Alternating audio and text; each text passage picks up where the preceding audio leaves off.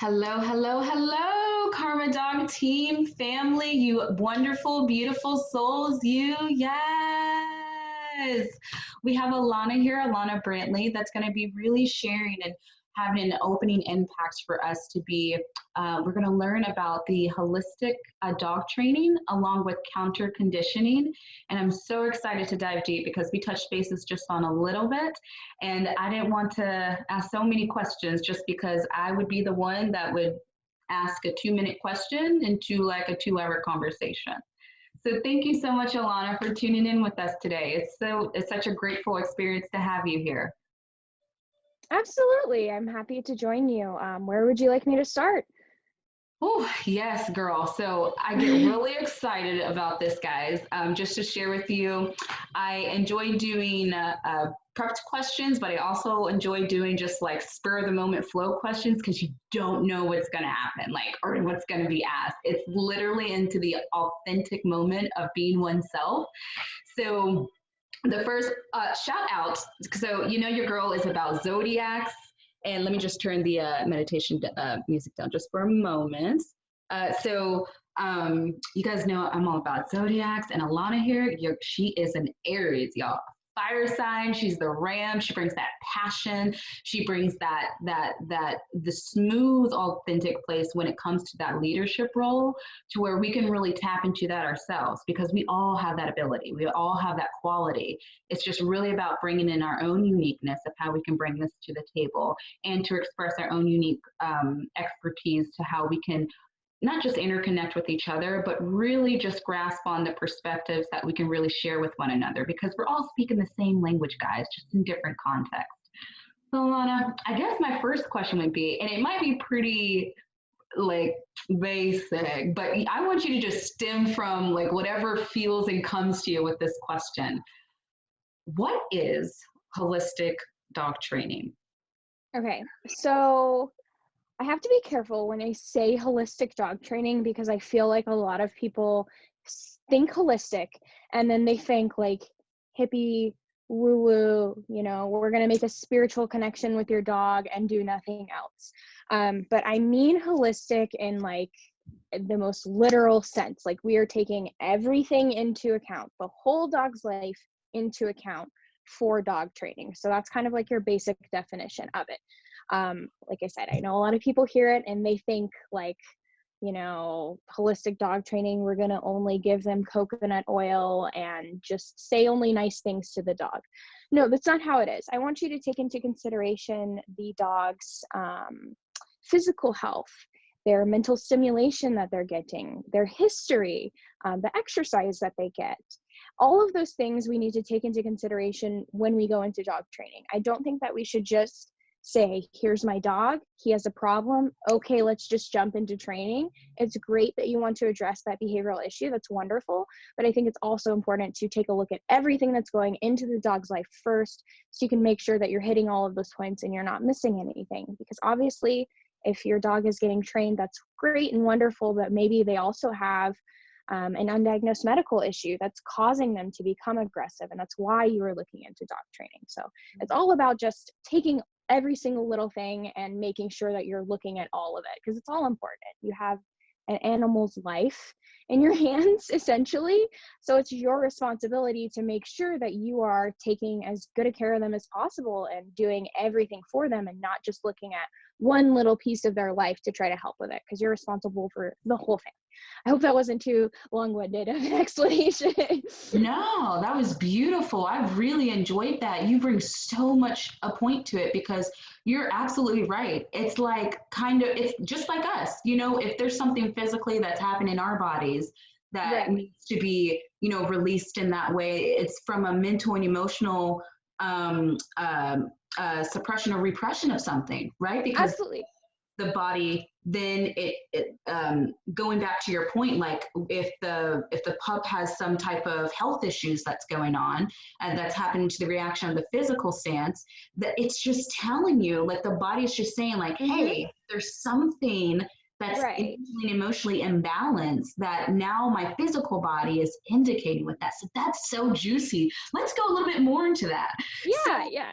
what are some things you can recommend for individuals for, I know, of course, we're not healthcare professionals, guys, we're child behavioral specialists, but so we can just give you, the basis of that. And then, of course, recommend you guys to a veterinarian. So this is a shout out to, of course, I know we know our trainers know this. This is a shout out to the parents who are going to be watching this in the future, just to get that, broad and spent out there. But so what is something like the first thing that comes to my mind when you speak about physical is food?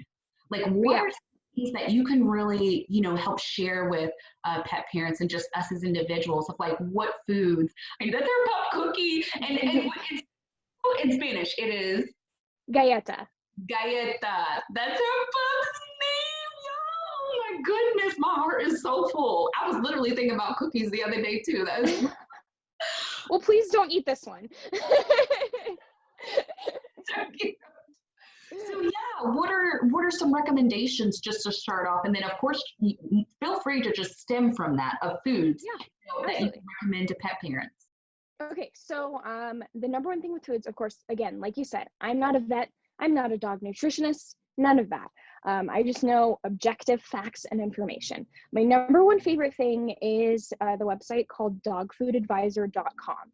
They have a really, really, really wonderful review process. They rate dog foods on a scale from 1 to 5. And they do have, a lot of brands on there. Pretty much every big brand they will list on there, and they will list what their ratings are, the different flavors, all of that good stuff. That is one of the best resources that I can recommend to pet parents.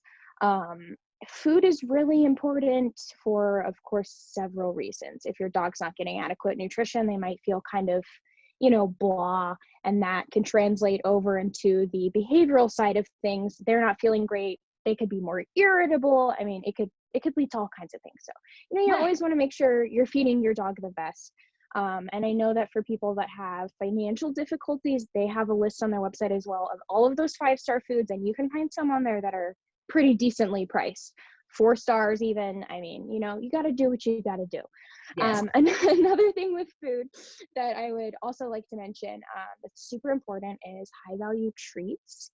So you cannot just take like any dog treat, any good old milk bone, and expect your dog to want to work for that. So my go-to usually is freeze-dried liver treats or freeze-dried fish treats. Just because they're very, very stinky, they get the dog's attention. I usually reserve those for high distraction situations, like going out on dog walks, having guests over, or for something that you really need a good reward for to motivate the dog, like for potty training or something like that. So that's another factor for food. But as far as going back to how that relates to holistic dog training, I really just think it's important to make sure that you have a good food and your dog's getting good nutrition, just so that they can feel good, and that helps with everything else. Yes. Does that make sense? That makes so much sense. I'm right on board with you, because you help bring a very beautiful aspect of how how we can really integrate like even our healthy ways of eating right into our animals. Absolutely. Because we're not, I feel that we weren't really, in the quote unquote word I'll use, programmed to really think about our animals as well as ourselves, like how we want to treat our bodies. And I think that's such an amazing example that you just gave there. So we can connect that absolutely, when I eat junk food, my body doesn't feel well. So my dog, if they eat this, whatever this brand is that has definitely a bunch of filled with chemicals and dyes, and it's like they're pretty much eating a Twinkie, Yeah. You won't feel great after you eat that stuff. And the same goes for dogs. They have a different digestive system, of course, but junk is junk, no matter what species you are.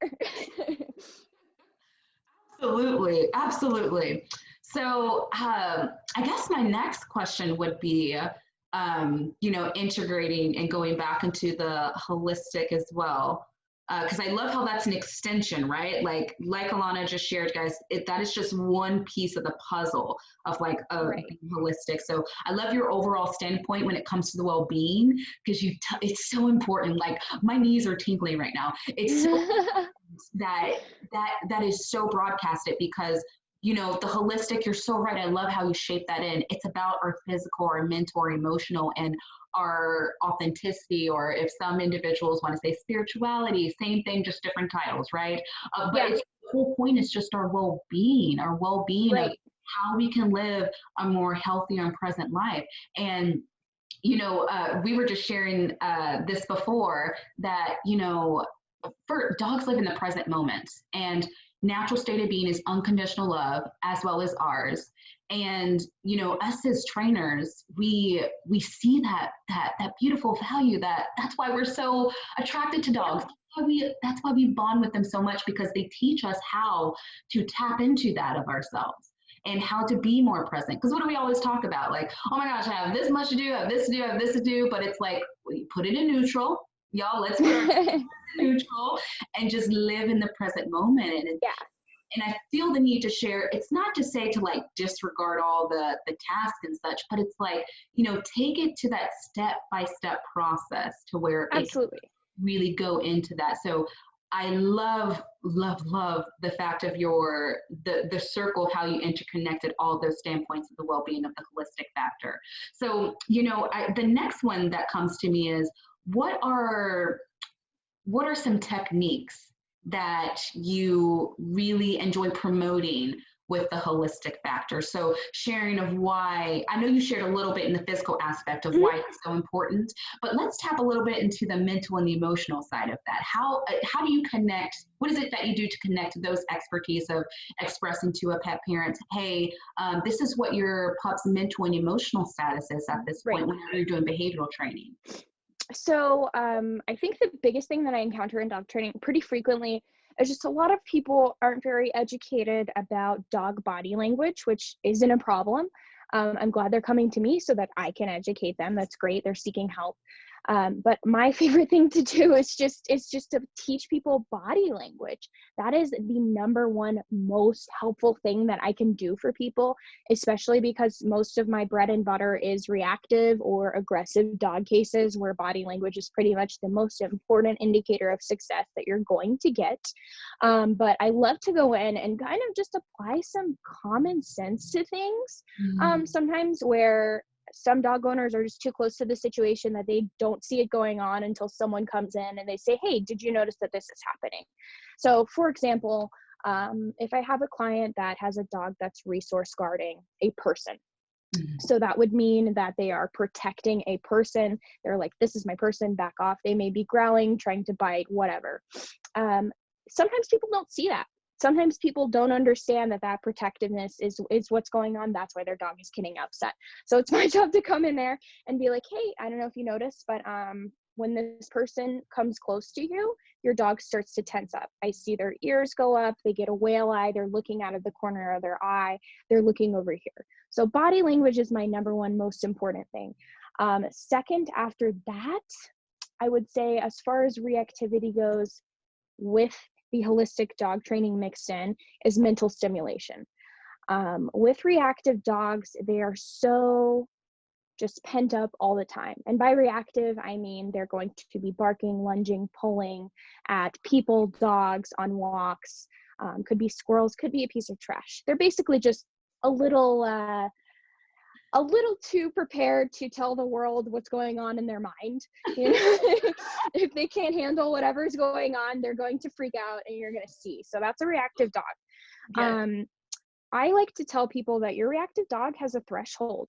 And if you can get your dog exercise, you can get your dog mental stimulation, then you're going to make that threshold so much larger to where they can tolerate so much more. To put it simply, I mean, you think about it, your dog wakes up and they don't get any exercise that day. You didn't give them, a puzzle. You didn't work on any training. They just wake up, they're bored. They don't got nothing to do in the morning. They go out on a walk.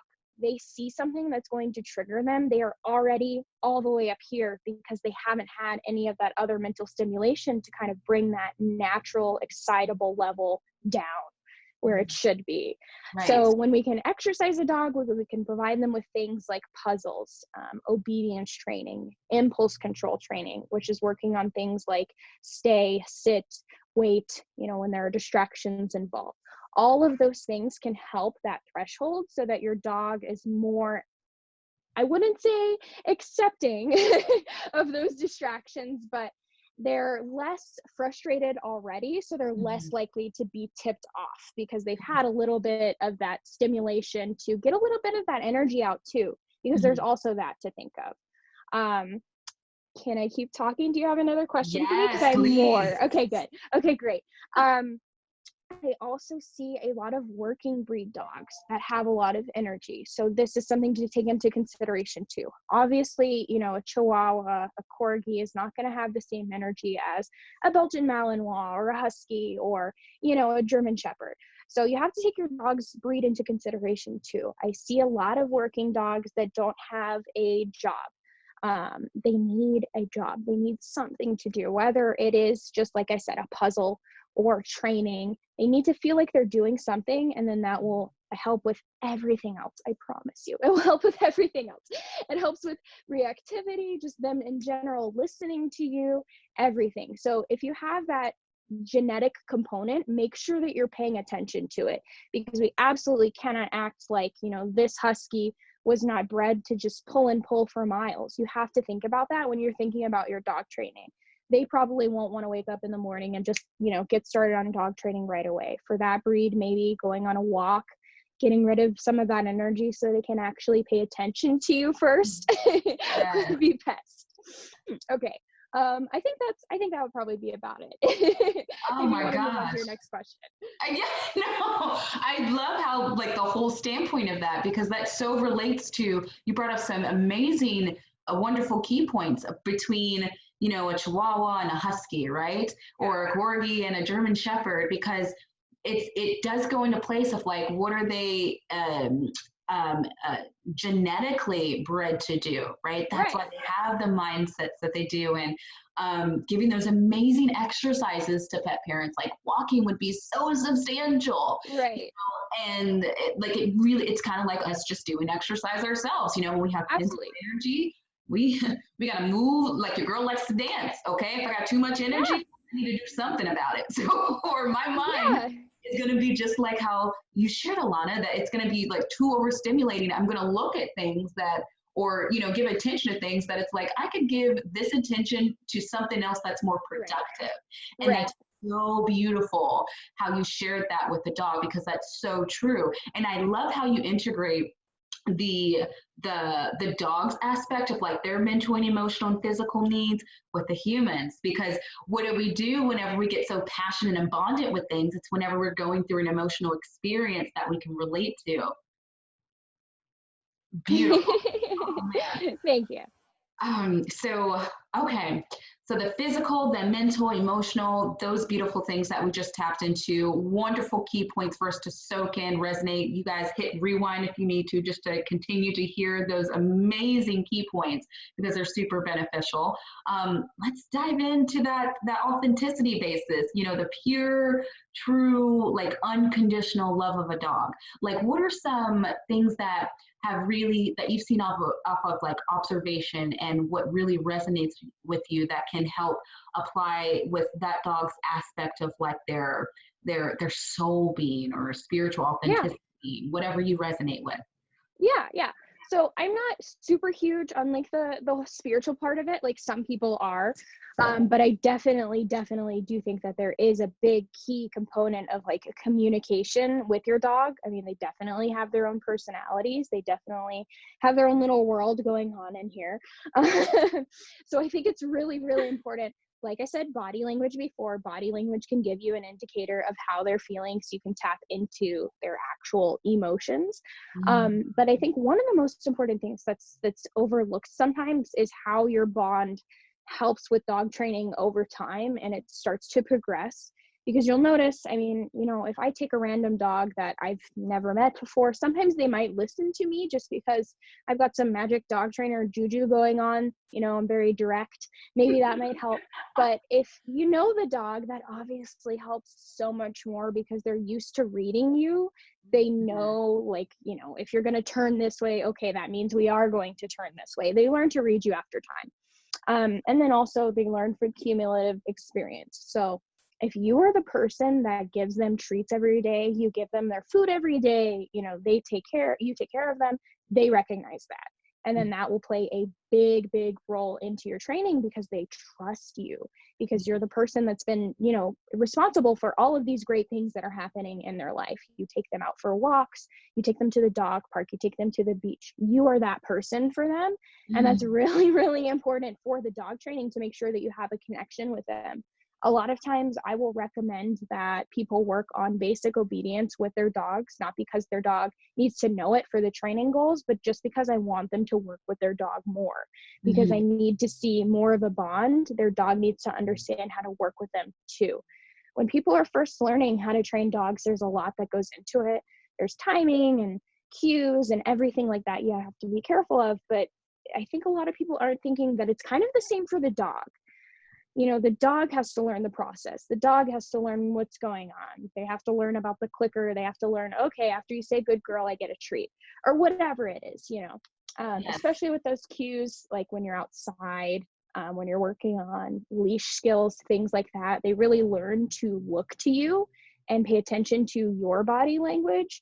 So it's really important to make sure that they are understanding you as well, and you make sure that you build a connection with them, because it can't just be like, we work on dog training for 15 minutes a day, and then outside of that, I ignore you. You need to have that whole connection. I mean, dogs are made to be our companions, our friends. They can't just be, you know, a little ornament that we stick into the side. Sometimes you really need to build that connection with them to make the dog training work. I guarantee you, if your dog is your best friend, you could probably train them in half the time that you could train a dog that, you know, you haven't really worked with before.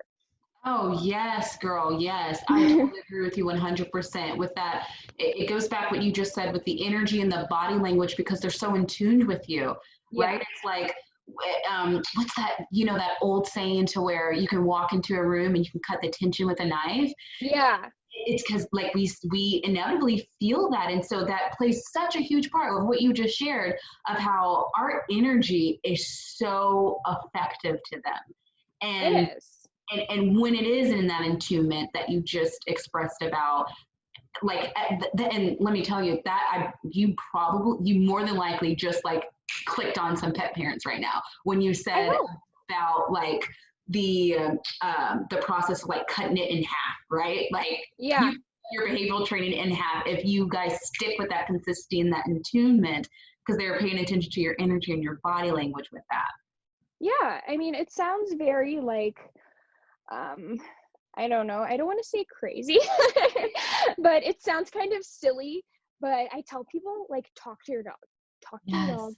all the time. I'm serious, even if it's not like something dog training related. Obviously, they don't know how to speak English, but they do know how to interpret your tone. So I Right. talk to my dog all of the time. I tell my clients to talk to their dogs all the time.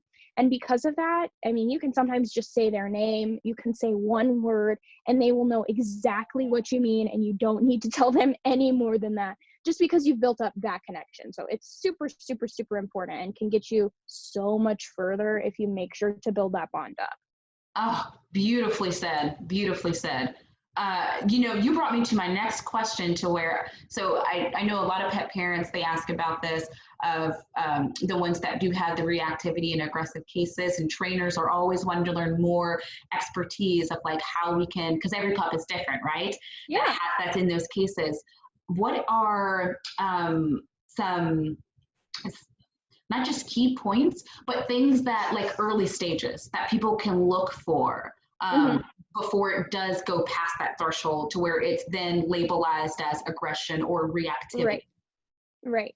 Okay. So, that's tough because it is such a gray area. But I would Mm-hmm. say the most important thing, that's a really great question, because the most important thing when you start to notice those signs is to stop it as soon as possible. Mm-hmm. The more that the dog has the opportunity to practice those behaviors, the more that they're going to come back to them. They're essentially practicing them. So we notice those, we got to nip them in the butt. Now, that being said, the problems that you'll usually notice when your dog is starting to develop reactivity problems is, you know, the standard barking, lunging, pulling. But what really brings it to the next level to me is you've tried to get their attention, maybe you've used some treats, and they're still really focused on the other dog or whatever that distraction is.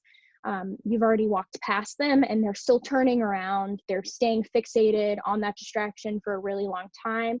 Those are when it's starting to get a little bit more concerning to me. And then I would start to really seriously make sure that you're starting to work on that. Any growling is just the dog saying, hey, I'm not cool with whatever is happening right now. So make sure that you take the context into consideration, of course. If the dog's growling and you have a guest over, maybe they're just saying that they don't like that person in their space. Whereas if you're outside and your dog is growling on the leash at another dog, maybe we might need to look into leash reactivity if you don't have a problem with them otherwise. So just kind of keep that in mind. But mostly the signs of your dog becoming reactive or becoming aggressive are going to be pretty obvious to you. But I would say that it goes into that aggression territory when it becomes just absolutely like uncontrollable. You're starting to like not want to go out for walks because you're afraid that you can't handle your dog. You don't feel comfortable like taking them to the dog park anymore, maybe just those kinds of things. It's pretty, you'll see it coming, but sometimes if it happens slowly over time, it's kind of hard to tell, especially if there's not a specific incident that started everything. It's really, really, really hard to tell what the difference is day to day. So just keep an eye on it. I mean, you should know what's normal for your dog and just go with that. You know your dog better than anyone. So yeah. Beautiful, beautiful. And I feel like you may have had like a pet parents ask, what is the difference? You brought a great key point of like the leash reactivity. And then whenever, like if a pet parent says, they're great at the dog park, but when it comes to leash reactivity, they're barking and lunging at another dog. I just don't quite understand because they're happy-go-lucky in the dog park off the leash. What's something that you can really bring into clarification for that type of experience? Sure. So it's really, really easy. It's very simple. Once I explain it, you'll be like, oh, okay, that makes total sense. So we have a dog that plays at the dog park fine, plays with other dogs fine, any other time, but it meets the dog on leash and it is a completely different story. 99% of the times, I would say that is just because it's a fight or flight response and the dog is uncomfortable that they're stuck there on the leash and it makes them feel trapped. That's usually it. That, or sometimes pet parents, when they have a reactive dog, they will pull up on the leash as soon as they see another dog coming. And that pressure on the dog makes them feel tense as well. And it actually, unfortunately, reinforces the reaction. What was your original question? That was it. Okay, good. Okay, good. Yeah. If leash reactivity most of the time is just you have an insecure dog that feels like they can't get away. And most of how we work on that is just using counter conditioning with the leash, with other dogs around, letting them know, hey, I'm not going to let anything happen to you. Nothing is going to happen. We have positive experiences all around. Beautiful, beautiful, well said. And that was going to bring me into the next one we were about to dive deep into, counter conditioning, and then also the desensitizing. Oh, see, I knew I was going to have a stumble of saying it. I was just going to say grooming. I do all the time. Half the time I explain it, I cannot say desensitization. Usually I have to bring out the hand signal with it, like the little bouncing ball, so I can like guide myself along, Okay, counter conditioning and desensitization. See, that was a little iffy. Some of the most important tools that I use in my training, like I said, bread and butter is reactive and aggressive dogs. So counter conditioning is essentially just we have a negatively perceived stimulus or stimuli, and this is in the dog's point of view, and we pair it with something positive to change their perception and then their reaction over time. And we can gauge our progress with this by the dog's body language. So here's an example. I use this all the time with grooming tools. So nail clippers, you would present the dog with the nail clippers. If their dog is already fearful of them, you might have to start very, very easy, just like this. Show them the nail clippers. They see the nail clippers. You can see that they see the nail clippers. Give them a treat. Just start positive associations right there. And then you slowly start ramping it up. You bring it a little closer, give them a treat. You touch their nail with it, give them a treat. Very, very slowly over time, they'll start to have a positive association with that tool. to where they see it coming out and they're like, oh, it's snack time. That's the end goal of what I want with the counter conditioning. Yeah. Desensitization is just like what it sounds like. You are exposed to something and you eventually get desensitized to it over time. Now, this is something that I definitely wouldn't recommend like doing on your own without talking to someone first, because you can really make the problem worse and make the dog more scared if they're not having good experiences with that thing that they're afraid of.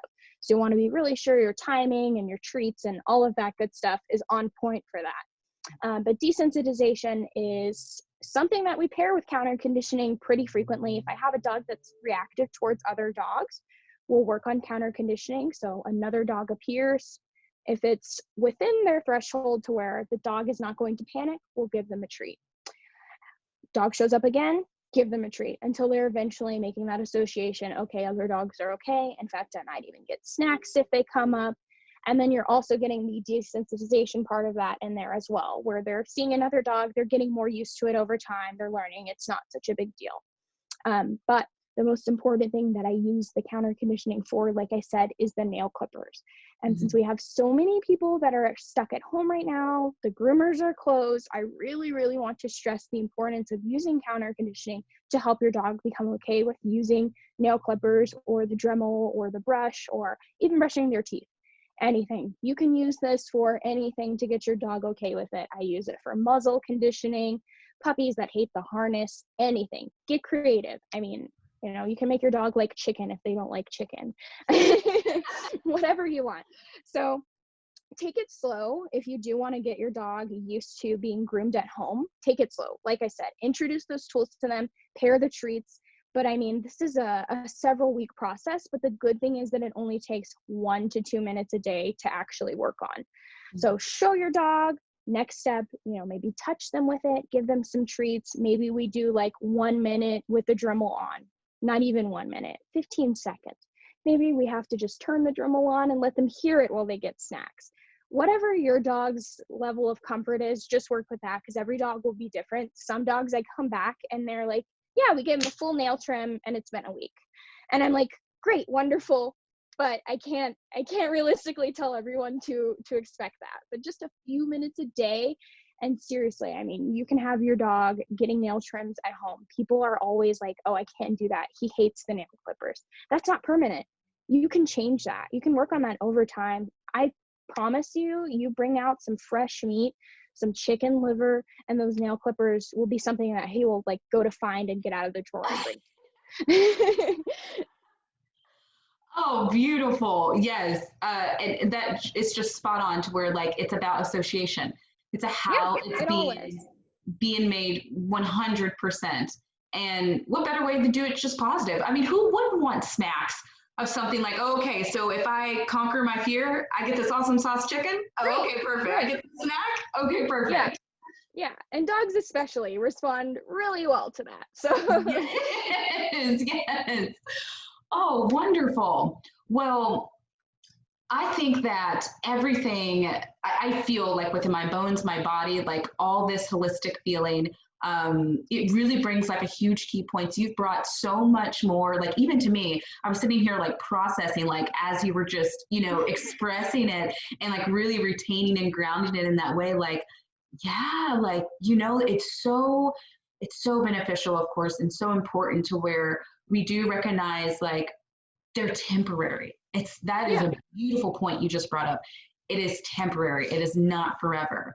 And yeah, you brought in more realization, even more to keep like reaffirming myself, like, you know, even things that we go through our lives.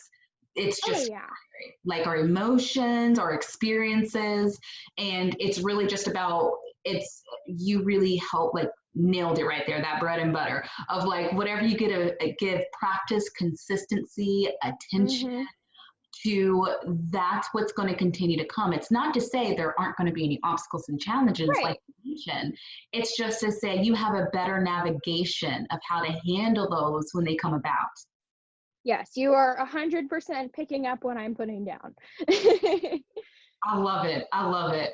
Well, so before we wrap this up, I totally love to ask this question, and that is, what really inspires you, continuously inspires you about what you do here today and how you see the vision of what it can really bring value between human and pup into this beautiful world that we're in?